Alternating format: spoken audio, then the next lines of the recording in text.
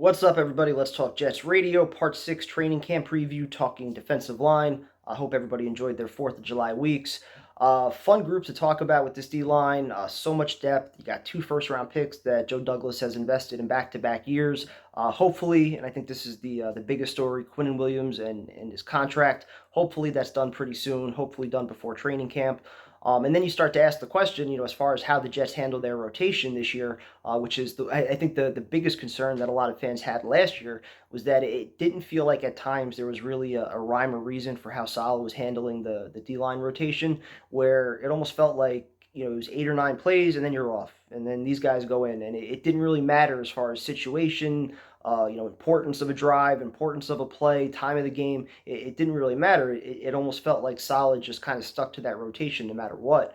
And this year, you can almost make the argument that with all this talent that they have now, you're not talking about Nathan Shepard and guys like that being out there. You're talking about a defensive line that is 8 or 9 deep right now, with guys that you could trust that could be starters on other teams.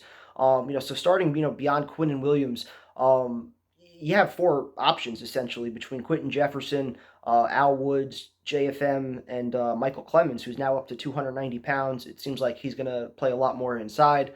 JFM, I think you're going to see a lot more on pass rushing situations. I think with Clemens and Quentin Jefferson, you can kind of use both of those guys a little bit more interchangeably as far as, down in situation and things like that. Al Woods, I think you're only going to see 3rd and 1, 4th and 1, goal line situations, just obvious running downs. I think that's the only time you really see him.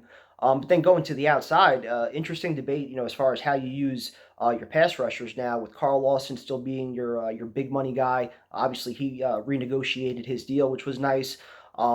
Kind of, still waiting on him to take that next step in his career. He's always been a big pressure guy, still waiting to have that double-digit sack season. The potential has always been there. Now he's got a full season under his belt. He's healthy. He had the little setback, after his surgery last year. So now, just getting through the entire season last year, it's like, all right, now you got a full off season under your belt where you've been at full health.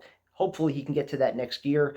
And then opposite him, I would think you see Jermaine Johnson probably early downs, 1st and 2nd down, where it's, run or pass. He's shown that he can handle setting the edge and playing the run. And I think he still has some untapped ability as far as, what he could do as a pass rusher. And then when it's obvious pass rushing downs, 3rd and long situations like that, I think that's where you send in Bryce Huff, you send in Will McDonald, and you allow those guys to do what they do best and rush the quarterback, pin their ears back and go, use that speed. And it's going to be interesting. I think, again, you're 9 deep. Do you keep 10 with Solomon Thomas? Do you need a 6th interior lineman? I don't really know. Beyond that, you don't really have anybody. Tanzel Smart, he was impressive the last 2 years at training camp. Had some opportunities in the preseason and did some good things.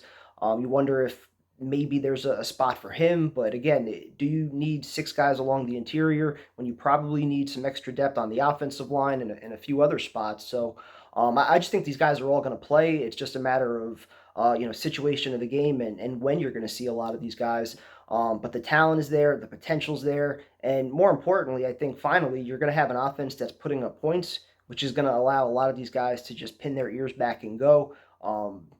This is going to be just relentless waves of pressure. I think this group is they're just gonna feed off each other and just really create a ton of energy for the defense. Not to mention you got some shutdown corners on the outside as well. That's going to make their lives a lot easier and give them some extra time if needed. So hope you guys enjoyed. Talk to you later.